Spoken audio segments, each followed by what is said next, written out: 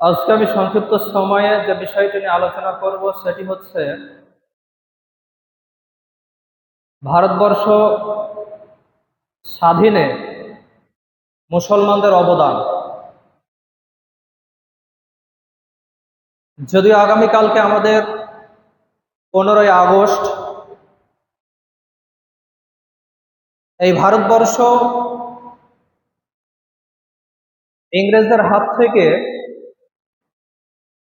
যারা দুর্ধর্ষ ছিল ভারতবর্ষের মানুষদের প্রতি, ভারতবর্ষের নাগরিকদের প্রতি দিনের পর দিন অত্যাচার করে, নিপীড়ন করে, শোষণ করে এই ভারতবর্ষকে লুটে নিয়ে তারা নিজের দেশ ইংল্যান্ডে নিয়ে চলে গেছে।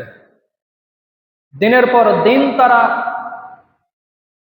ভারতীয়দের প্রতি অত্যাচার করে, নিপীড়ন করে, স্টিম রোলার চালিয়ে তারা ভারতকে শোষণ করেছে। শাসনের পরিবর্তে তারা শোষণ করেছে।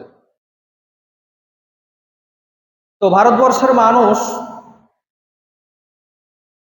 এত অত্যাচার সহ্য করার পরে দিনের পর দিন যখন তাদের প্রতি অত্যাচার করা হয়, তখন সেই অত্যাচার সহ্য না করতে পেরে অপরিসীম অত্যাচার করা হয়। যে এমন এমন অত্যাচার করা হয় যেগুলো ইনশাল্লাহ আমরা পরবর্তী সময়ে শুনব। সেই অত্যাচার থেকে বাঁচার জন্য 1947 খ্রিস্টাব্দের 15ই আগস্ট এই ভারতকে আমরা স্বাধীন করি। 1947 খ্রিস্টাব্দের 15ই আগস্ট ভারতকে আমরা স্বাধীন করেছি বটে, আর এর জন্য বেশি ভূমিকা রেখেছে মুসলমানরাই। অগ্রণী ভূমিকা, আগামী ভূমিকা। সর্বপ্রথমে আগিয়ে গেছে, ইংরেজদের বিরুদ্ধে যুদ্ধ করেছে, ইংরেজদেরকে পিটিয়ে মেরে তাদের প্রতি পাল্টা জবাব দিয়েছে। এর অগ্রণী ভূমিকা পালন করেছে মুসলিমরা। যদিও আমি এটা বলছি না যে শুধুমাত্র মুসলমান দ্বারাতে ভারতবর্ষ স্বাধীন হয়েছে, এটা আমি বলছি না। ভারতবর্ষ স্বাধীন হয়েছে মূলত বিভিন্ন সম্প্রদায়ের দ্বারাতে, সকলেই একত্রিত হয়ে, মুসলিম, হিন্দু, জৈন, খ্রিস্টান, বৌদ্ধ, তারপরে আপনার শিখ, এই সমস্ত সকল জাতিদের দ্বারাতে ভারতবর্ষ স্বাধীন হয়েছে। তো এটা একটা মর্মান্তিক কাহিনী বা মর্মান্তিক ইতিহাস ভারতের বুকে, বা এটা দুঃখজনক হলেও সত্য যে ভারতবর্ষকে স্বাধীন করতে গিয়ে সর্বপ্রথম অগ্রণী ভূমিকা পালন করলো মুসলমানরা আপনার দিল্লির চাঁদনি চক থেকে আপনার লালকেল্লার আশেপাশে মুসলমানদের হাজার হাজার মুসলমানের গর্দানকে উড়িয়ে দিয়ে তাদেরকে দিল্লির ময়দানে লাশ বিছিয়ে দেওয়া হয়েছিল। এমনকি একজন ইংরেজের ভাষায় ইংরেজ তিনি বলছেন সিপাহী বিদ্রোহের পরে, যখন সিপাহী বিদ্রোহ হয়, সিপাহী বিদ্রোহের পরে তিনি বলছেন যে আমি দিল্লি দখল করার জন্য বা দিল্লি পরিদর্শন করার জন্য আমি অশ্বরোহিতে, মানে উঁচে করে, ঘোড়াতে করে আমি দিল্লি পরিভ্রমণ করতে গেলাম। তো দেখলাম যে লালকেল্লার থেকে নিয়ে চাঁদনি চক পর্যন্ত এই মাটিতে এমন কোনো ফাঁকা জায়গা ছিল না যেখানে মানুষের লাশ নেই। শুধু লাশ আর লাশ, লাশ আর লাশ, শুধু মানুষের লাশ পড়ে আছে। এমন ভাবে ইংরেজরা মানুষদেরকে কেটে কেটে পিস পিস বানিয়ে দিয়েছিল। তিনি বলছেন যে মানুষদের লাশকে কুকুরে ছিঁড়ে ছিঁড়ে খাচ্ছে, এবং আকাশের শকুনেরা, পাখিয়েরা তারা মানুষের লাশকে ছিঁড়ে ছিঁড়ে খাচ্ছে, এবং এমন ভাবে তারা উদর পূর্ণ করে নিয়েছে, পেট পূর্ণ করে নিয়েছে যে তারা ঠিক মতো উঠতে পারছে না। এমন ভাবে ভারতের বুকে ভারতের মানুষদেরকে ইংরেজের দলেরা, শয়তানেরা কেটে পিস পিস বানিয়ে দিয়েছিল। তারা বলছে যে আমরা রাস্তায় হাঁটবো, তার কোনো রাস্তা নেই। শুধু মানুষের রক্তের গন্ধে পরিবেশ একদম নিস্তব্ধ হয়ে গেছে। আমাদের ঘোড়ার পায়ের আওয়াজ ছাড়া অন্য কোনো আমরা আওয়াজ শুনতে পাচ্ছি না। এটা একজন ইংরেজ কপি করছে। সম্মানিত উপস্থিতি, তাহলে এই ভারতবর্ষে আমরা বসবাস করছি, এই ভারতবর্ষ আমরা স্বাধীন করেছি 1947 খ্রিস্টাব্দের 15ই আগস্ট। এই ভারতবর্ষ স্বাধীন করতে গিয়ে কত মুসলমান, কত হিন্দু, কত জৈন, কত বৌদ্ধ, কত শিখ, কত খ্রিস্টান তারা নিজের জীবনকে বলি দিয়ে দিয়েছেন, নিজের জীবনকে শহীদ করে দিয়েছেন। তো তাদের প্রতি আমরা চিরকৃতজ্ঞ, তাদেরকে আমরা ধন্যবাদ জানাই। তাদের কারণে আমরা বর্তমান সময়ে ভারতবর্ষে আমরা শান্তিতে আরামের সহিত বসবাস করতে পারছি। সম্মানিত উপস্থিতি, এখানে আরেকটি কথা দুঃখজনক হলেও সত্য। এর আগেও বললাম যে প্রতিটি ইংরেজদের বিরুদ্ধে যত যুদ্ধ হয়েছে, ভারতবর্ষকে স্বাধীন করার জন্য ইংরেজদের বিরুদ্ধে যত যুদ্ধ হয়েছে, বেশিরভাগ যুদ্ধে অগ্রণী আগে ভূমিকা নিয়েছে মুসলমানরা। আর মুসলমানদের মধ্যে সবচেয়ে বেশি ভূমিকা নিয়েছে আলেম সমাজ, যাদের মুখে দাড়ি, মাথায় টুপি, পাঞ্জাবি, পায়জামা, এই আলেম সমাজ বেশি ইংরেজদের বিরুদ্ধে যুদ্ধ করেছে। সম্মানিত উপস্থিতি, কিন্তু বর্তমান সময়ে এই ভারতবর্ষ আমরা স্বাধীন করলাম 1947 খ্রিস্টাব্দে 15 আগস্ট, কিন্তু বর্তমান সময়ে আমরা ভারতবর্ষ বসবাস করতে গিয়ে আমাদের উপরে যে তকমা দেওয়া হয়, এরা পাকিস্তানি, এরা জঙ্গি, এরা বাংলাদেশি, এদেরকে বাংলাদেশে পাঠাতে হবে, এদেরকে পাকিস্তানে পাঠাতে হবে। সেই সময় 1947 খ্রিস্টাব্দে ভারতবর্ষ স্বাধীন হওয়ার পরে একটা আলাদা রাষ্ট্রতে পরিণত হয়ে যায়। মুসলমানরা ভারতবর্ষ থেকে দেশ ভাগ করে নিয়ে তারা পাকিস্তানে পরিণত করে। তো বর্তমান সময়ে আমাদেরকে শুনতে হয়, আমরা যারা বর্তমান সময়ে মুসলিম বসবাস করছি, মুসলমানদেরকে আমরা শুনতে হয় যে এরা পাকিস্তানি, এদের ভারতবর্ষে কোনো স্থান নেই। ভারতবর্ষ হচ্ছে হিন্দুস্থান, হিন্দুর জায়গা, অতএব মুসলমানের কোনো জায়গা হবে না ভারতবর্ষে। আমরা তাদেরকে জোর গলায় বলতে চাই যে ভারতবর্ষ স্বাধীন করেছে আমরা, আমাদের রক্ত দিয়ে, আমাদের বাপদাদাদের রক্ত দিয়ে ভারতবর্ষ স্বাধীন হয়েছে। অতএব হাজার হাজার আলেম উলামা, হাজার হাজার মানুষ মুসলমান, তারা এই ভারতবর্ষ বাঁচানোর জন্য তারা নিজের গর্দানকে উড়িয়ে দিয়েছে, তবু নিজের জীবনকে বাঁচাতে তারা চায়নি, যাতে করে ভারতবর্ষের মানুষেরা শান্তিতে বসবাস করতে পারে। তারপরেও আমাদের প্রতি কি করে পাকিস্তানি তকমা লাগানো হয়, আমাদের প্রতি কি করে বাংলাদেশে তকমা লাগানো হয়, আমাদের প্রতি কি করে জঙ্গিবাদী তকমা লাগানো হয়, অথচ আমরা পাকিস্তানকে চুল বরাবর ভালোবাসি না, আমরা বাংলাদেশকে চুল বরাবর ভালোবাসি না। যারা ভালোবেসেছে তারা 1947 খ্রিস্টাব্দে ভারতবর্ষ স্বাধীন হওয়ার পরে পাকিস্তান নামে আলাদা রাষ্ট্র তৈরি করে যারা ভালোবেসেছে তারা ভারতবর্ষ থেকে পাকিস্তানে চলে গেছে। আমরা ভারতে জন্ম নিয়ে ভারতকে ভালোবেসে আমরা ভারতে বসবাস করছি এখন পর্যন্ত, তারপরেও কেন আমাদের প্রতি তকমা লাগানো হয়? যদি আমরা পাকিস্তানকে ভালোবাসতাম তাহলে 1947 খ্রিস্টাব্দে দেশ ভাগ হওয়ার পরে আমরা সঙ্গে সঙ্গে পাকিস্তানে চলে যেতাম। যদি আমরা বাংলাদেশকে ভালোবাসতাম তাহলে বাংলাদেশকে আমরা চলে যেতাম, কিন্তু আমরা সেটা করিনি। আমরা ভারতবর্ষের মাটিতে জন্ম নিয়েছি, ভারতবর্ষকে জান প্রাণ দিয়ে আমরা ভালোবাসি। এখন পর্যন্ত ভারতবর্ষের প্রতি কেউ চোখ তুলে তাকালে তার চোখ উপড়ে নিতে আমরা দ্বিধাবোধ করবো না। আমরা মুসলমান জাতি, আমাদের রক্তে মুনাফিকের কোনো আলামত নেই। আমরা মুসলমান জাতি, আমরা নিজের দেশকে ভালোবাসতে জানি। আমরা মুসলমান জাতি, আমরা দেশের সঙ্গে গাদ্দারি করতে আমরা জানি না। এই গাদ্দারি করেছে বরং অমুসলিমদের কিছু কিছু মানুষ, যার কারণে ভারত স্বাধীন হতে আরো 100 বছর পিছিয়ে গেছে। 1947 কেন, তার 100 বছর আগে ভারতবর্ষ স্বাধীন হতো, কিন্তু ভারতের মাটিতে থেকে অমুসলিমরা, তারা ভারতের মাটিতে থেকে ভারতের খেয়ে, ভারতের জামা কাপড় পরে, ভারতের বস্ত্র পরিধান করে, ভারতের জিনিসপত্র খেয়ে তারা ভারতের সঙ্গে গাদ্দারি করেছে। যার কারণে ওই ইংরেজদের সঙ্গে দালালি করে ভারতের যারা টিপু সুলতান ছিল, ভারতবর্ষের নবাব ছিলেন নবাব সিরাজউদ্দৌলা, ভারতবর্ষের নবাব ছিলেন আপনার আরো যত নবাব ছিলেন, তাদের সঙ্গে গাদ্দারি করে ইংরেজদের সঙ্গে গোপন তথ্য পাঠিয়ে দিলে তারা ভারতবর্ষকে আরো 100 বছর পিছিয়ে দিয়ে স্বাধীনতা লাভ করতে।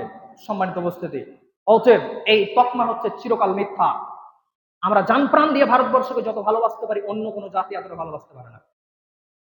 সম্মানিত উপস্থিতি, তাহলে এই আরেকটি কথা মনে রাখবেন, দুঃখজনক হলো সত্য, ভারতবর্ষের মাটিকে বাঁচাতে গিয়ে ভারতবর্ষের মাটিতে, জমিনে, দিল্লির বুকে, চাঁদনি চক থেকে নিয়ে আরো যত জায়গা আছে দিল্লির বুকে, যে লাশগুলো পড়েছিল তার অধিকাংশ লাশ ছিল মুসলমানদের।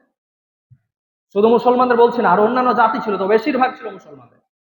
আর আগে ঝাঁপিয়ে পড়েছে, আগে আন্দোলনে অগ্রণী ভূমিকা পালন করেছেন, নেতা হয়েছেন মূলত মুসলমানরা। তারা মুসলমানরা সর্বপ্রথম ইংরেজদের বিরুদ্ধে একটা চক্রান্ত করেছে যে ইংরেজদেরকে কিভাবে দেশ থেকে বিতাড়িত করা যায়। তারা আন্দোলন করে সারা ভারতবর্ষের মানুষদেরকে তারা একত্রিত করেছে এবং তারা বলেছে যে আমরা গোপনে গোপনে এই চক্রান্ত করবো, ইংরেজদেরকে কিভাবে ভারত থেকে তাড়ানো যায়।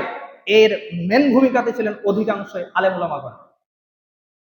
সম্মানিত উপস্থিতি, কিন্তু একটা দুঃখজনক হলো সত্য, আপনি ইতিহাসের পাতা খুলে দেখেন, আপনি একদম ক্লাস 1 থেকে নিয়ে আপনি যত লেভেলের শিক্ষা আছে ভারতবর্ষের মাটিতে, বলছি ভারতবর্ষের মাটিতে, বিদ্যালয়ের জগতে, সরকারি প্রতিষ্ঠানে ইতিহাস নামে একটা সাবজেক্ট রয়েছে, হিস্টোরি নামে একটা বিষয় রয়েছে।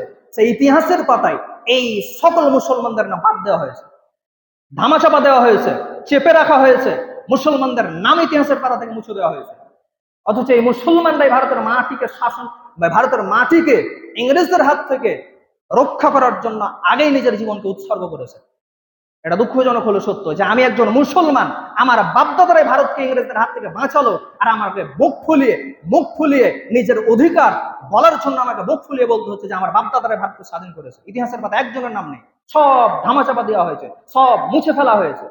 একবার আপনি ইতিহাস পড়ে দেখুন, গুটি কয়েকজনের নাম পাবেন ওই মুসলমানদের, অথচ বেশিরভাগই মুসলিম ছিল ভারতকে স্বাধীন করার জন্য। সম্মানিত উপস্থিতি, একটি কথা বলি যে আপনারা সকলেই জানেন যে ক্ষুদিরাম কিংসফোর্ডকে মারার জন্য বম ফেলেছিল, কিংসফোর্ডকে মারার জন্য বিস্ফোরণ করেছিল, বম ফেলেছিল, অথচ সে ক্ষুদিরামকে মারতে পারেনি। কিন্তু অথচ সে কিংসফোর্ডকে মারতে পারেনি ক্ষুদিরাম বসু। কিন্তু যে কিংসফোর্ডকে মারলো সে একজন মুসলমান ছিল, তার নামটা ইতিহাসের পাতাতে নাই। অথচ ক্ষুদিরাম বসুকে নিয়ে আমরা সবাই জানি যে সে কিংসফোর্ডকে মারতে গেছিল, যা বোমা বিস্ফোরণ করেছিল, কিন্তু বোমা বিস্ফোরণ করার কারণে কিংসফোর্ড সেই গাড়িতে ছিল না, যার কারণে অন্য একজন মারা যায় তার বোমা বিস্ফোরণে, এবং সেই ক্ষুদিরাম বসুকে ধরা হয় এবং তাকে ফাঁসি দেওয়া হয়, যার কারণে আমরা সকলেই ক্ষুদিরাম বসুর নাম জানি। কিন্তু ওই কিংসফোর্ডকে যে আদালতে বসে একজন মুসলমান ডাইরেক্ট একটা বোমা নিয়ে ওই কিংসফোর্ডের মুখে মেরেছিলেন, এবং সেই কিংসফোর্ড সঙ্গে সঙ্গে ওই আদালতের মধ্যে মারা গিয়েছিল, এবং যে বোমা মেরেছিল সে হচ্ছে একজন মুসলমান, এবং ওই মুসলমানকে সঙ্গে সঙ্গে সুলিতে চড়ানো হয়, অথচ ওই মুসলমানের নাম ইতিহাসের পাতাতে নেই। ক্ষুদিরাম বসুর নাম আমরা সকলেই জানি। সম্মানিত উপস্থিতি, আমি বলছি না যে ক্ষুদিরাম বসুর নাম আপনাকে জানতে হবে না, আমি বলছি যদি ক্ষুদিরামের বসুর নাম যদি ইতিহাসের পাতাতে থাকে, তাহলে ওই মুসলমানের নাম ইতিহাসের আগে নাম থাকা উচিত ছিল, যেহেতু ওই মুসলমান ওই কিংসফোর্ডকে হত্যা করেছে। সম্মানিত উপস্থিতি, এভাবে সারা ইতিহাস জুড়ে যদি আপনি লক্ষ্য করেন, প্রতিটি ইতিহাসের বড় বড় আলেম ওলামাদের নাম, দারুল উলুম দেওবন্দ যেটা হানাফিদের প্রাণকেন্দ্র, দারুল উলুম দেওবন্দ, ওই দারুল উলুম দেওবন্দ উত্তরপ্রদেশের দেওবন্দ শহরে অবস্থিত। দারুল উলুম দেওবন্দ একটা বিশাল বৃহৎ এশিয়া মহাদেশের একটা বৃহৎ মাদ্রাসা। তো সেই মাদ্রাসা দারুল উলুম দেওবন্দ প্রতিষ্ঠা করেছিলেন কাসেম নানুতুবি রহমতুল্লাহ আলাই। তো কাসেম নানুতুবি রহমতুল্লাহ আলাই তিনি ওই দারুল উলুম দেওবন্দ প্রতিষ্ঠা করেছিলেন যাতে করে ভারতবর্ষকে ইংরেজদের কাছ থেকে স্বাধীন করা যায়। ওই দারুল উলুম দেওবন্দ মাদ্রাসায় বসে যাতে ভারতবর্ষের যত নাগরিক আছে সকল নাগরিকদেরকে নিয়ে যাতে এক জায়গাতে বসে যাতে একটা গোপনীয় মিটিং করা যায়, এই কারণে তিনি দারুল উলুম দেওবন্দ প্রতিষ্ঠা করেছিলেন। তার সঙ্গে সঙ্গে মানুষের মুসলমানদের মধ্যে যেন ইসলামী দ্বীনি চর্চা প্রতিষ্ঠা করা যায়, এই জন্য তিনি দারুল উলুম দেওবন্দ প্রতিষ্ঠা করেছিলেন। কিন্তু বর্তমান সময় আপনি জানেন, খবর আছে, আমি ওখানে পড়ে এসেছি 1 বছর। তো বর্তমান সময় আপনি খবর জানেন, বর্তমান সময় একটা খবর প্রকাশ করা হচ্ছে যে ওই দারুল উলুম দেওবন্দে বর্তমানে শিবলিঙ্গ বের হয়েছে। দারুল উলুম দেওবন্দকে বন্ধ করার চক্রান্ত চলছে। সম্মানিত উপস্থিতি, তাহলে বর্তমান সময়ে যারা পার্লামেন্টে বসে আছে, কারোর নির্দিষ্ট করে নাম বলছে না, তারা কত বড় গাদ্দার। সেই সময়তে ইংরেজরা যখন অত্যাচার করলো ভারতবর্ষ, সেই সময়তে ছিল প্রাচীন যুগে ভারতবর্ষ ছিল একদম সোনার দেশ।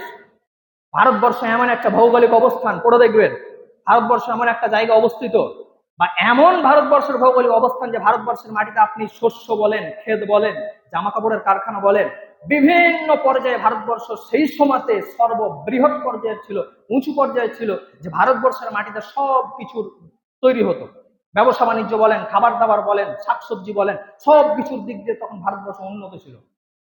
তো সেই সময়তে ভারতবর্ষ এত উন্নত, সারা বিশ্বের মধ্যে এত উন্নত ছিল ভারতবর্ষ। তো সেই সময়তে ভারতবর্ষের মানুষরা কিন্তু সহজ সরল ছিল, তারা অতিথি পরায়ণ ছিলেন, তারা বাইরের কোনো মেহমান আসলে তাদেরকে সহজে গ্রহণ করে নিতেন। এত ভোলাপন ছিলেন ভারতবর্ষের মানুষ, সহজ সরল ছিলেন, সাদা সিধা ছিলেন। বাইরে থেকে কেউ আসলে তাকে বাড়িতে বসবাস করতে দিতেন, বাইরে থেকে কেউ আসলে তার অতিথি পরায়ণ করতেন, মেহমানদারি করতেন। এত ভোলা মানুষ ছিলেন ভারতবর্ষে।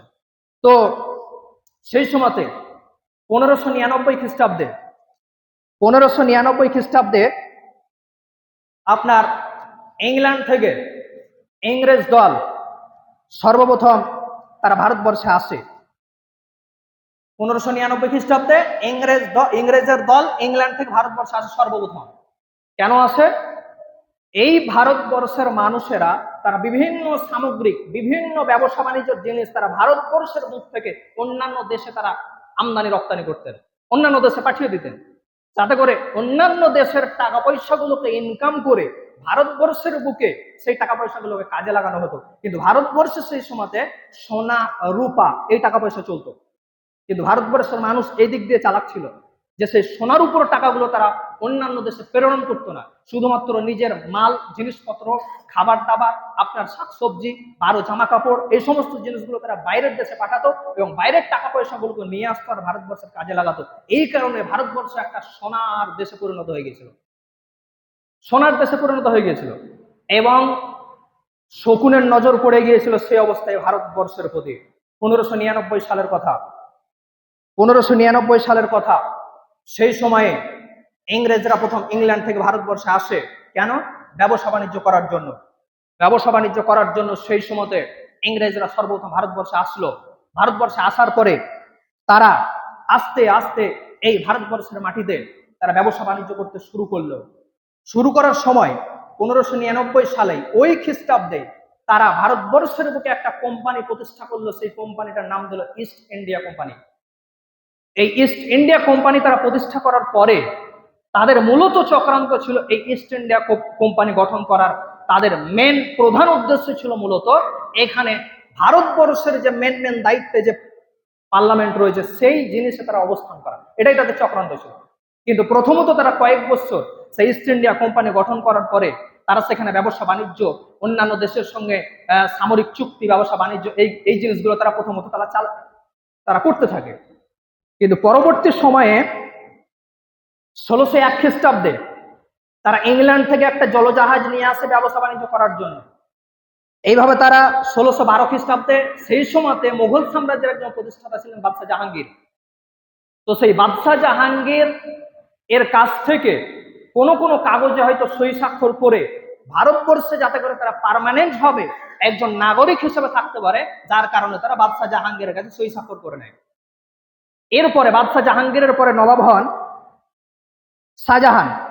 বাদশাহ শাহজাহান 1634 খ্রিস্টাব্দে তারা বাদশাহ শাহজাহানের কাছে আরো পাকাপোক্তা ভাবে তারা সই স্বাক্ষর করে নেয়, চালাকি করে, যাতে করে তারা পার্মানেন্ট ভাবে ভারতবর্ষে বসবাস করতে পারে এবং এই ব্যবসাগুলো তারা খাটাতে পারে। 1940 খ্রিস্টাব্দে হুগলি জেলাতে একটা তারা ইস্ট ইন্ডিয়া কোম্পানি তারা প্রতিষ্ঠা করেন। প্রতিষ্ঠা করার পরে 1690 খ্রিস্টাব্দে তারা সেই হুগলি জেলা থেকে কলকাতাকে নিয়ে আসে ইস্ট ইন্ডিয়া কোম্পানি। আস্তে আস্তে ধাপে ধাপে তারা প্ল্যান করছে ভারতবর্ষকে তারা নিজের হাতে কব্জা করার জন্য। তো সেই ইস্ট ইন্ডিয়া কোম্পানি 1690 খ্রিস্টাব্দে কলকাতায় নিয়ে আসে। কেন? কারণ আছে। সর্বপ্রথম তারা দিল্লি গেল, দিল্লি গিয়ে তারা হুগলি গেল, হুগলি গিয়ে তারা কলকাতায় আসলো। কেন? কারণ আছে। সেই সময়তে ভারতবর্ষের রাজধানী ছিল কলকাতা। কলকাতা রাজধানী থাকার কারণে ইংরেজদের একটা সুবিধা হতো, যদি কলকাতায় তারা আসতে পারতো তাহলে কলকাতা দিয়ে যে জাহাজে করে, পানি জাহাজ করে তাদের ইংল্যান্ডে যাওয়ার সুবিধা হতো। 1 নম্বর কারণ। 2 নম্বর কারণ, এই বাংলাতে যখন তারা বসবাস করবে কলকাতাতে, আর কলকাতা হচ্ছে সারা ভারতবর্ষের সেই সময়তে রাজধানী ভারতবর্ষের, তো সেই সময়তে তারা কলকাতায় বসে তারা পুরো ভারতবর্ষের নকশা, পুরো ভারতবর্ষের প্ল্যান তারা সেখান থেকে কব্জা করতে পারবে। এই কারণে তারা মেন টার্গেট করলো কলকাতাকে এবং কলকাতায় এসে তারা ঘাড়ি কেটে নিল, ঘাড়ি কেটে দিল। এমনকি তারা একটা কেল্লা বানানোর ফলে সেখানে তারা বসতি স্থাপন করলো। বসতি স্থাপন করার ফলে তারা ব্যবসা বাণিজ্য চারিদিকে ছড়িয়ে দিল। এখন তাদের মেন টার্গেট হচ্ছে ব্যবসা বাণিজ্য। তাদের ভিতরে ভিতরে চক্রান্ত চলছে যে ভারতবর্ষকে কিভাবে নিজের কব্জায় আনা যায়, আয়ত্তে আনা যায়, এই চক্রান্ত চলছে। কিন্তু এখন তারা মেন বাইরে দেখাচ্ছে যে আমরা ব্যবসা বাণিজ্য করছি। ইস্ট ইন্ডিয়া কোম্পানি 1690 খ্রিস্টাব্দে এই কলকাতার মাটিতে তারা বিশাল আকার ধারণ করলো। আকার ধারণ করার পরে এক পর্যায়ে তারা চিন্তা করলো যে কলকাতাকে নিজের দখলে আনা যায় কিভাবে। সেই সময়তে বাংলা, বিহার, উড়িষ্যা, এই বাংলা, বিহার, উড়িষ্যার নবাব ছিলেন নবাব সিরাজউদ্দৌলা। এই নবাব সিরাজউদ্দৌলা ছিলেন, তিনি একজন চালাক চতুর মানুষ, তিনি চালাক চতুর নবাব ছিলেন। তো সেই সময়তে তিনি নবাব সিরাজউদ্দৌলা জানতে পারলেন ইংরেজদের চক্রান্ত, যে তারা এখানে মূলত ব্যবসা বাণিজ্য করার জন্য আসেনি, তারা এসেছে মূলত এখানে ভারতবর্ষকে নিজের আয়ত্ত করার জন্য। সেই সময় তিনি ইংরেজদের বিরুদ্ধে যুদ্ধ ঘোষণা করেন। যুদ্ধ ঘোষণা করার ফলে তাদের তিনি সৈন্য পাঠিয়ে তারা যে ঘাঁটি গেড়েছিল, কেল্লা তৈরি করেছিল, সেই কেল্লাটিকে তিনি চুরমাচুর করে দেন নবাব সিরাজউদ্দৌলা। নবাব সিরাজউদ্দৌলা সেই ঘাঁটিটাকে ভেঙে দেন। ভেঙে দেওয়ার ফলে ইংরেজরা কিন্তু তার উপরে ক্ষুব্ধ হয়ে যান, রেগে যান, এত রাগান্বিত হয়ে যান যে এই নবাবকে যতদিন না আমরা মারতে না পারবো ততদিন পর্যন্ত আমরা ভারত নিজের আয়ত্তে আনতে পারবো না। কমপক্ষে তো বাংলা আগে নিজের কবজায় আনতে হবে, বাংলা, বিহার, উড়িষ্যা এই তিনটে রাজ্য তো আমাদের আগে আনতে হবে। এই তারা পরিকল্পনা করলো শেষ পর্যন্ত। কিন্তু এখানে একটা বিষয় যে 1757 খ্রিস্টাব্দে 22-23 জুন নদিয়ার পলাশির ময়দানে একটা যুদ্ধ হয়, যাকে আমরা পলাশির যুদ্ধ বলে জানি। তো এই নবাব সিরাজউদ্দৌলা ছিলেন ভারতের পক্ষে, আর ইংরেজরা ছিল ইংরেজদের পক্ষে। তো সেই সময়তে নবাব সিরাজউদ্দৌলার ওই পলাশির যুদ্ধের সৈন্য সংখ্যা ছিল 55,000, আর ইংরেজদের সৈন্য সংখ্যা ছিল 3,200। মাত্র 3,200 ছিল ইংরেজদের সৈন্য সংখ্যা, আর নবাব সিরাজউদ্দৌলার সৈন্য সংখ্যা ছিল 55,000। তার মানে নবাব সিরাজউদ্দৌলাকে হারানো সবচেয়ে কঠিন ছিল। এই এক যুদ্ধে নামবে আর সঙ্গে সঙ্গে জিতে যাবে।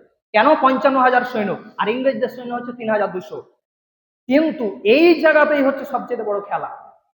এই ইংরেজরা নবাবের কিছু লোককে টাকা পয়সা দিয়ে কিনে নিয়েছিল, যার কারণে এই বাংলার বুকের খেয়ে বাংলায় বসবাস করে তারা বাংলাকেই ধোকা দিচ্ছে, ভারতকেই ধোকা দিয়ে টাকার বিনিময়ে বিক্রি হয়ে গেছিল ইংরেজদের কাছে, এবং সব গোপন তথ্য ইংরেজদের কাছে পৌঁছে দিল। এবং পলাশির যুদ্ধ যখন শুরু হলো, বীর বিক্রমে যুদ্ধ চলছে, এমতো অবস্থায় এই বিষয়গুলো করেছিল কে? নবাবেরই আপনার সেনাপতি গাদ্দার মির্জাফর, সে গোপন তথ্য ইংরেজদের কাছে পাঠিয়ে দিয়েছিল। তারপরে আপনার জগৎ শেঠ, বাংলার বিখ্যাত ধনী জগৎ শেঠ, তারপর আপনার কলকাতার বড় ব্যবসায়ী উমিচাঁদ, তারপরে রাজা রাজবল্লভ, এই সমস্ত ব্যক্তিরা তারা গোপন তথ্য বা টাকার বিনিময়ে বাংলার বা ভারতবর্ষের সব গোপন খবর ইংরেজদের কাছে পাঠিয়ে দিত। যার কারণে এই গাদ্দারদের কারণে পলাশির যুদ্ধে নবাব সিরাজউদ্দৌলা হেরে গেছিলেন। তো এর লম্বা ঘটনা আছে। ওই নদিয়ার পলাশির ময়দানে যখন যুদ্ধ শুরু হলো 1757 খ্রিস্টাব্দের 22-23 জুন, তো সেই পলাশির ময়দানে যখন যুদ্ধ শুরু হলো, বীর বিক্রময় যুদ্ধ, নবাব সিরাজউদ্দৌলা সেনাপতি ঘোষণা করেছেন মির্জাফরকে যুদ্ধের। তো সেই 55,000 সৈন্য নিয়ে মির্জাফর যুদ্ধের ময়দানে চলে গেলেন। এমত অবস্থায় ওদের সৈন্য সংখ্যা মাত্র 3,200 ইংরেজদের। সেই অবস্থায় মির্জাফর, এখন পর্যন্ত যুদ্ধ চালু হয়ে গেছে, ইংরেজদের সৈন্যরা তারা বোমাবর্ষণ করছে, গুলি বর্ষণ করছে এই নবাব সিরাজউদ্দৌলার সৈন্যর প্রতি, কিন্তু মির্জাফর এখন পর্যন্ত অনুমতি দিচ্ছে না যুদ্ধ করার, অথচ তার সৈন্য সংখ্যা হচ্ছে 55,000। এখন পর্যন্ত অনুমতি দিচ্ছে না। শেষ পর্যন্ত যখন মির্জাফর অনুমতি দিচ্ছে না, তখন এই 55,000 সৈন্যের মধ্যে তারা নিজেই মির্জাফরের অনুমতি না পেয়ে, সেনাপতির অনুমতি না পেয়ে তারা বীর বিক্রমে ঝাঁপিয়ে পড়ে, এবং যখনই ঝাঁপিয়ে পড়লো তখন ইংরেজদের সৈন্যদেরকে কচুকাটা করতে লাগলো। এবার যখন কচুকাটা করতে শুরু করেছে নবাব সিরাজউদ্দৌলার সৈন্যর দল, তখন এই শয়তান গাদ্দার মির্জাফর দেখছে যে ইংরেজদের কাছে তো আমি টাকা খেয়েছি, তাদের সৈন্যদেরকে তো বাঁচাতে হবে। যার কারণে সে সেই অবস্থায় যুদ্ধ বীর বিক্রমে চলছে, সেই অবস্থায় মির্জাফর তার নবাব সিরাজউদ্দৌলার সৈন্যদেরকে যুদ্ধ বন্ধ করার জন্য একদম জোরে হুমকি মারল। যখনই হুমকি মেরেছে তখন যুদ্ধ সঙ্গে সঙ্গে বন্ধ, এবং যখনই যুদ্ধ বন্ধ হয়েছে তখন ইংরেজদের সকল সৈন্য আবার উঠে পড়েছে, এবং সঙ্গে সঙ্গে বোমা বর্ষণ, গুলি বর্ষণ, এত গুলি বর্ষণ করতে লাগলো যে এই 55,000 সৈন্যকে তারা কেটে কচুকাটা করলো। 55,000 সৈন্য তারা দৌড়াতে শুরু করলো, কিন্তু দৌড়াতে পারলো না। শেষ পর্যন্ত আপনার নবাব সিরাজউদ্দৌলা সেই ময়দান থেকে পালাতে শুরু করলো। পালাতে যখন চেষ্টা করলো, তখন পালাতে গিয়ে ইংরেজদের সৈন্যদল তাকে অ্যারেস্ট করলো। অ্যারেস্ট করার পরে তাকে ফাঁসিতে চড়ালো, তাকে হত্যা করলো। সম্মানিত উপস্থিতি, তো এইভাবে এই যে পলাশির যুদ্ধ, এই পলাশির যুদ্ধ মূলত হয়েছে একজন মুসলমানের দ্বারাতে।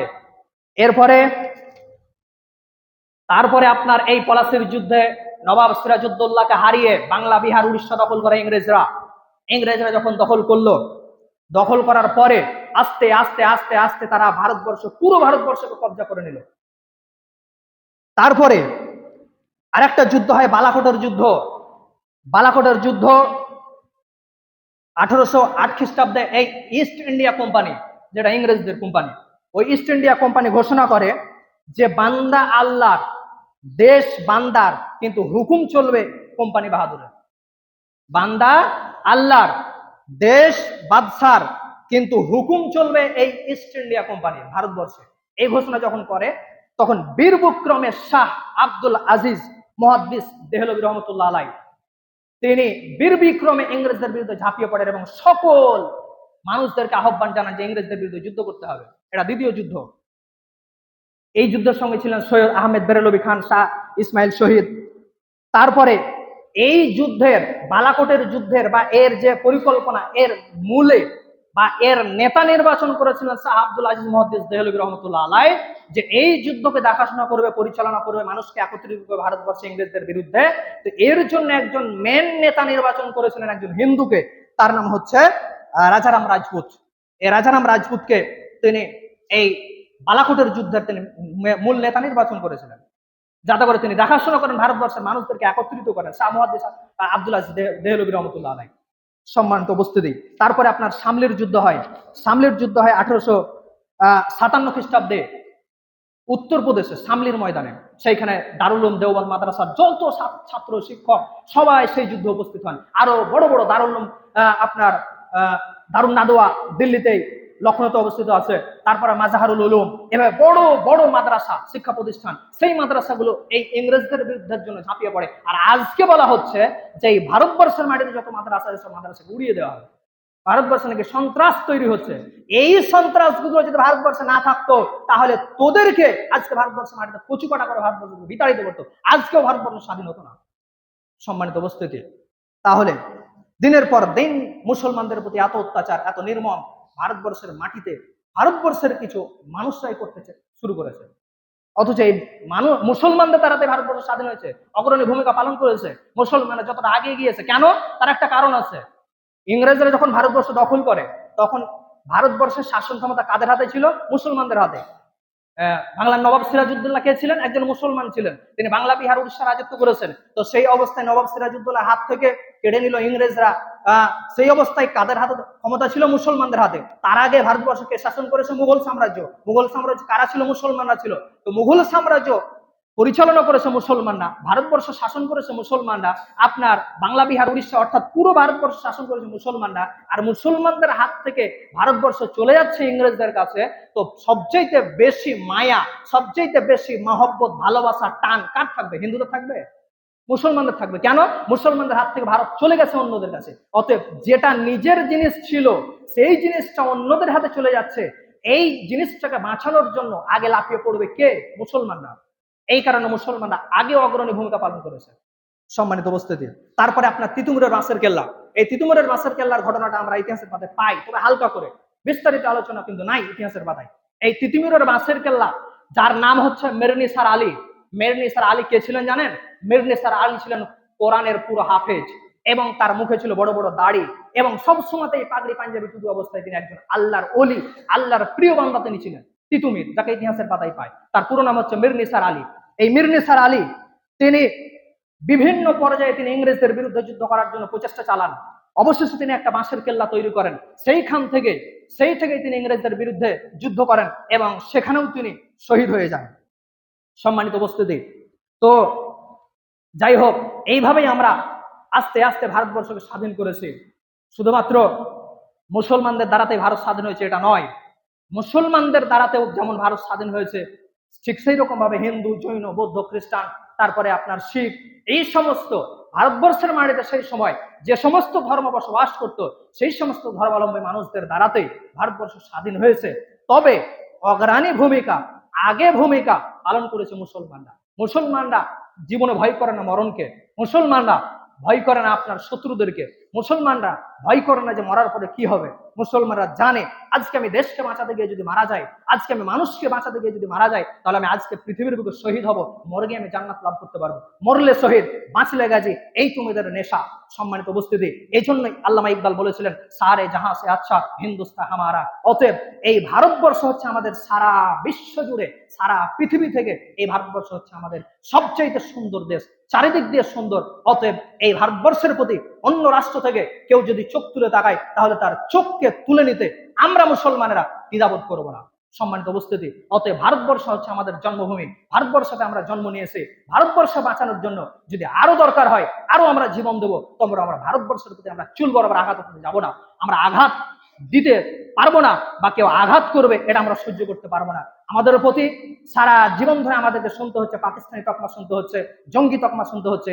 আমরা সকল ভারতবর্ষের প্রতি আমরা নিবেদন রাখবো, আবেদন রাখবো যে একজন মুসলমান হিসাবে তোমাদের যেমন অধিকার আছে ভারতবর্ষে বসবাস করার, তোমাদের যেমন কথাবার্তা বলার অধিকার আছে, তেমনি আমি একজন মুসলিম হিসেবে আমি কথা বলতে পারি। একজন নেতা মন্ত্রী যদি কথা বলতে পারে ভারতবর্ষে দাঁড়িয়ে, সে উগ্রপন্থী কথা বলতে পারে, সে মানুষকে হিন্দু মুসলমান দাঙ্গা লাগানোর জন্য কথা বলতে পারে, কিন্তু আমি একটা ভারতের পক্ষে কথা বললে আমি হয়ে যাই জঙ্গিবাদী। আমি ভারতবর্ষের পক্ষে কথা বললে আমি হয়ে যাই বিদ্রোহী। আমি ভারতবর্ষের পক্ষে কথা বললে আমি হয়ে যাই পাকিস্তানি। সম্মানিত উপস্থিতি, অতএব পুরো ভারতবর্ষের প্রতি আমি আবেদন রাখবো যে আপনি ভালোভাবে পুরো ভারতবর্ষের শুরু থেকে নিয়ে শেষ পর্যন্ত যে মুসলমানরা ভারতের জন্য কি করেছে, ভারতের মাটিতে থেকে ভারতের মাদ্রাসাগুলো কি করেছে ভারতের জন্য, ভারতের মসজিদে থেকে ভারতের মসজিদগুলো ভারতের জন্য কি করেছে, ভারতের মুসলমানেরা ভারতের জন্য কি করেছে, এই সমস্ত জিনিসগুলো আপনারা পড়ার চেষ্টা করুন। তারপরে আপনি মুসলমানদেরকে বিবেচনা করবেন। সম্মানিত উপস্থিতি, সেই ইংরেজদের জামানাতে বেছে বেছে মুখে যাদের দাড়ি থাকতো, মাথায় যাদের টুপি থাকতো, গায়ে যাদের পাঞ্জাবি থাকতো, তাদেরকে কচুটা করতো,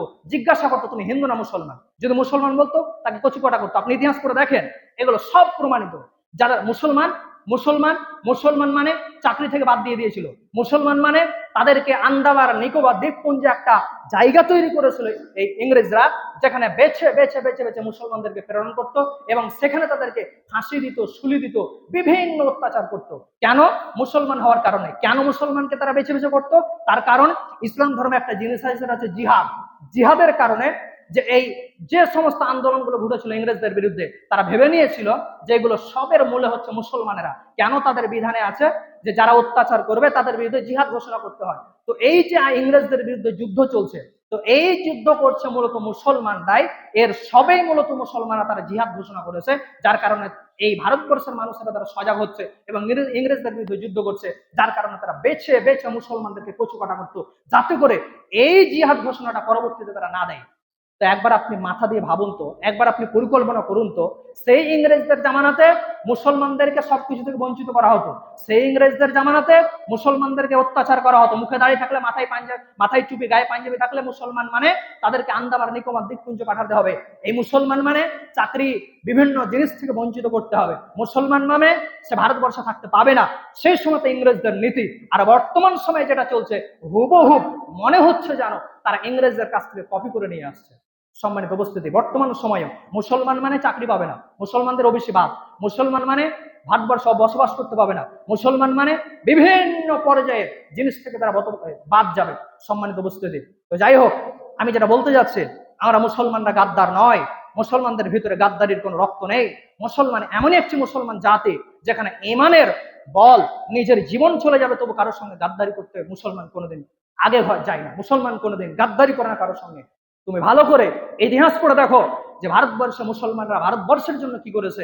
সম্মানিত উপস্থিতি, পরিশেষে আল্লাহ তাআলার কাছে দোয়া করি, হে আল্লাহ, আমরা সেই 1947 খ্রিস্টাব্দের 15 আগস্ট ভারতবর্ষ আমরা স্বাধীন করেছি, সেই দিন থেকে নিয়ে আজ পর্যন্ত আমরা শান্তিতে বসবাস করছিলাম। কিন্তু বর্তমান সময়ে এমন কিছু শয়তান ভারতবর্ষের প্রতি শকুনের মতো নজর পড়েছে, যার কারণে বর্তমান সময়ে ভারতবর্ষের মানুষদেরকে তারা শান্তিতে থাকতে দিচ্ছে না। অতএব তুমি আমাদের সকলের প্রতি রহম করো, দয়া করো এবং তাদেরকে হয় হেদায়েত দাও, না হয় তুমি তাদেরকে ধ্বংস করো।